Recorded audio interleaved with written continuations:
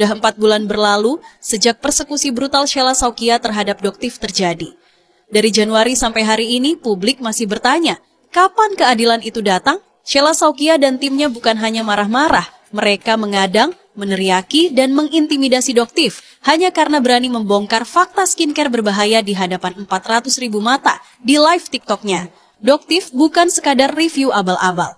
Ia pakai data, hasil lab, dan keilmuan medis. Yang terbongkar, produk skincare nakal yang berisi merkuri dan hidrokuinon, serta komposisi yang tidak ada termasuk milik Sheila Saukia.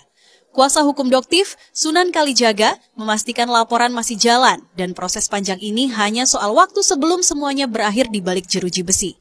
Publik sudah menunggu cukup lama, Kak Shell mungkin bisa menunda-nunda, tapi keadilan tidak pernah benar-benar bisa dihindari. Seperti lomba tarik tambang, ya kasusnya Nikmir ini seperti lomba tarik tambang, padahal belum Agustusan, saling tarik menarik. Mana yang menang nanti? Siapa yang menang? Antara kedua belah pihak yang ikut lomba tarik tambang ini, ya, atau wasitnya, atau makelarnya kalau ada makelarnya. Ayo tebak-tebakan siapa yang menang. Siapa yang akan keluar menjadi pemenangnya dalam kasus NM ini? Tarik tambangnya, saling tarik menarik, padahal belum Agustus. Atau jangan-jangan memang sinyalnya Agustus nanti selesai ini tarik tambang ini. Kita lihat, wetensi bersama ya. Ada yang komen kayak gini, satu persatu pendukungnya Doktif sama pendukungnya Nikita Mirzani akhirnya beralih ke geng sirkus. Aku mana peduli, mau mereka satu persatu pergi, emang aku peduli. Gitulah manusia-manusia yang sebenarnya miskin dalam kenyataan, miskin dalam validasi. Ya karena yang mereka butuhkan kan uang.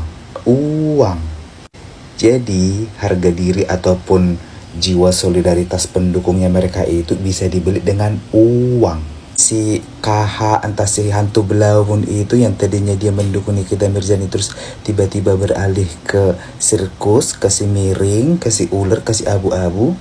Ya kan karena uang. Sama lah, memang satu artikel, memang pantas dan cocok mereka itu satu kubu. Karena mereka melakukan segala hal cara untuk mendapatkan uang. Jadi orang miskin sesungguhnya di dalam kehidupan itu adalah ketika harga dirinya juga bisa dibeli dengan uang. Kenyataan bisa ditutupi dengan uang. Kebenaran dalam dirinya itu bisa hilang karena uang. Jadi pendukungnya Doktif ataupun pendukungnya Nikita Mirzani yang beralih ke geng sirkus ataupun pergi ke si miring itu bukan gara-gara kebenaran tapi karena uang.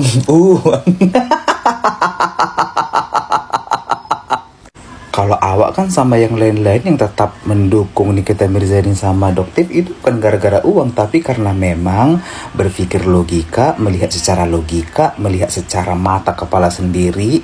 Mau kalian bilang aku munafik, Allah kau kan munafik, kau kan juga dibayar, bapak kau yang bayar aku. Jangankan manusia-manusia yang haus validasi dan butuh pengakuan seperti itu yang butuh uang. Sedangkan oknum-oknum di negara kita ini juga banyak yang berhenti menjalankan namanya hukum, menutupi semua kasus. Hanya karena apa? Karena uang. Ingat oknum, tapi banyak.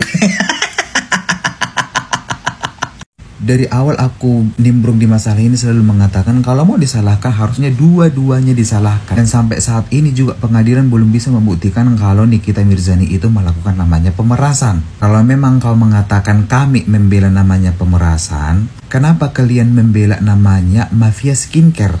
Yang membodoh-bodohi masyarakat, yang tipu-tipu masyarakat untuk mengambil uang masyarakat demi kepentingan dan keuntungannya sendiri.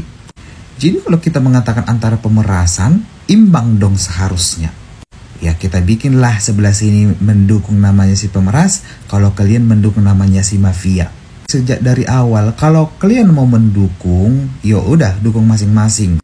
Dan kalau mau menyalahkan, ya harusnya dua-duanya disalahkan. Pihaknya di Nikita Mirzani, pihaknya Sirkus in the Gang. Tangan kalian gara-gara benci sama Nikita Mirzani, nggak suka sama Doktif, lantas kalian hanya berfokus ke kesalahan mereka tanpa melihat kesalahan yang dilakukan oleh lawan.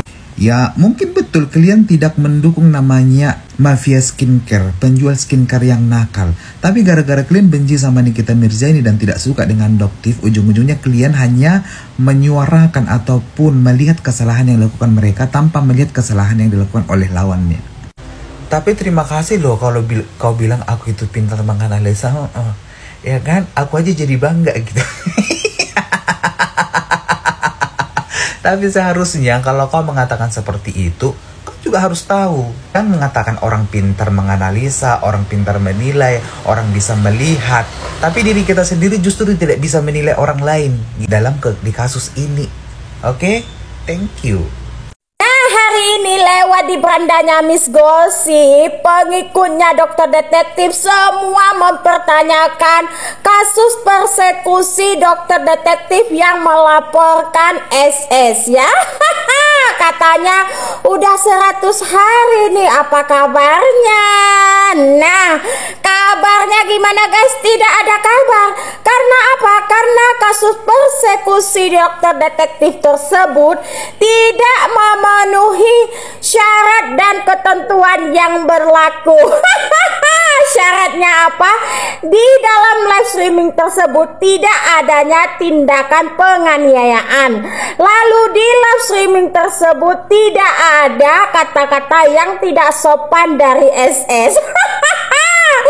Jadi untuk pengikut Dokter Detektif, kalian berharap apa? Berharap SS diciduk. Mimpi kali ya. Nah, ini benar pada bermuka dua. Kalian tahu nggak sekarang ada orang tersebut yang ternyata di kubu NM sebenarnya nggak jadi masalah sih ya.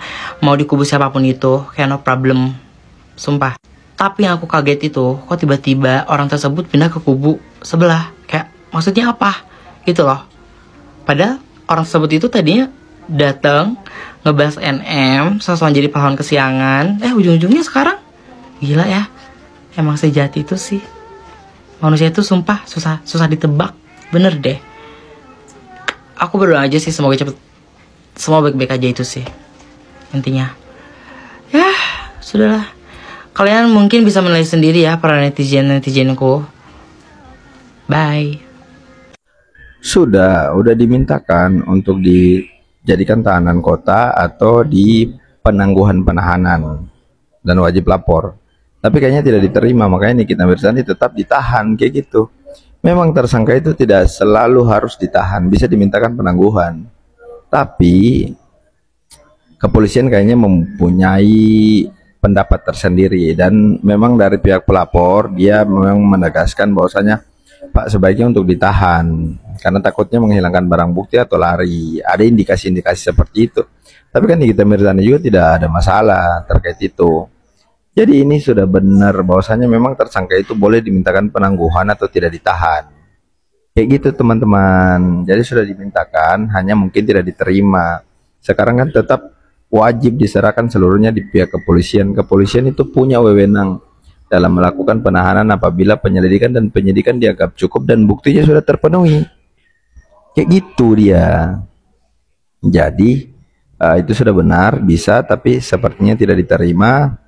Kepolisian juga punya pendapat lain, karena itu kan bunyinya tetap permohonan. Mau dikabulkan atau tidak, itu masih wewenang dari kepolisian. Tapi kalau misalnya nanti dia lanjut di kejaksaan, telah dilimpahkan dari kepolisian, itu bisa dimintakan lagi penangguhan penahanan. Mudah-mudahan dari pihak kejaksaan mau memberikan penangguhan penahanan seperti itu.